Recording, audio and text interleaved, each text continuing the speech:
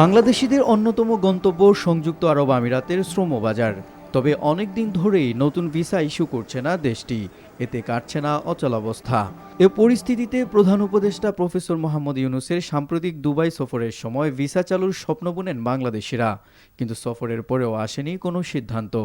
এর আগে দুবাইতে এক অনুষ্ঠানে শিগগিরই ভিসা সংকট কেটে যাবে বলে জানিয়েছিলেন বাংলাদেশে নিযুক্ত আমিরাতের রাষ্ট্রদূত আবদুল্লাহ হামুদী। এসব বিষয়ে সম্প্রতি কথা বলেছেন আমিরাতে নিযুক্ত বাংলাদেশের রাষ্ট্রদূত তারেক আহমদ। প্রবাসী সাংবাদিকদের সংগঠন বাংলাদেশ প্রেস ক্লাব ইউএইর সঙ্গে মতবিনিময়কালে তিনি জানান, চেষ্টা অব্যাহত থাকলেও ভিসা চালুর ব্যাপারে নির্দিষ্ট কোনো তারিখ বা সময় বলা সম্ভব নয়। ভিসা খুলে যাবে এই জাতীয় আশা আমি আপনাদেরকে দিতে পারবো না।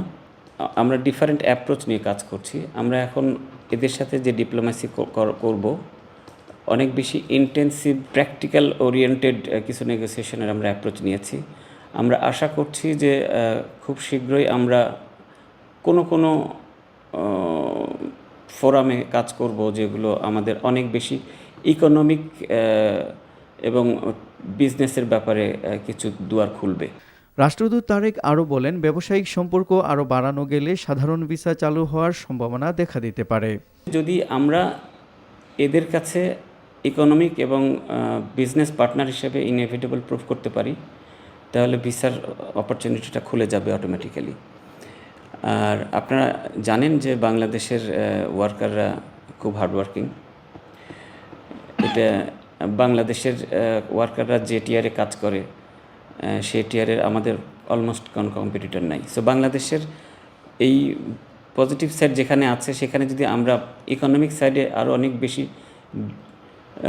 ট্রাস্টওয়ার্দি পার্টনার হিসেবে নিজেদেরকে প্রমাণ করতে পারি, তাহলে আমাদের বাইল্যাটারাল রিলেশনের যেরকম নতুন দুয়ার খুলবে, ভিসার দুয়ারটা খুলে যাবে। কিন্তু আমরা আপনাকে এই কমিটমেন্ট এখনই দিতে পারবো না যে কতদিনের মধ্যে ভিসা খুলবে, বাট আমরা এইটা অ্যাসিওর করতে পারি যে we are working on it. এদিকে আমিরাতের ভিসা চালুর চেয়ে অভ্যন্তরীণ মালিক পরিবর্তনের সুযোগকে বেশি গুরুত্বপূর্ণ মনে করছেন আমিরাত প্রবাসীরা।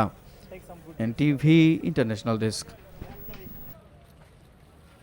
এই ঈদে জামা জুতো অ্যাক্সেসরিজের ডিসকাউন্ট।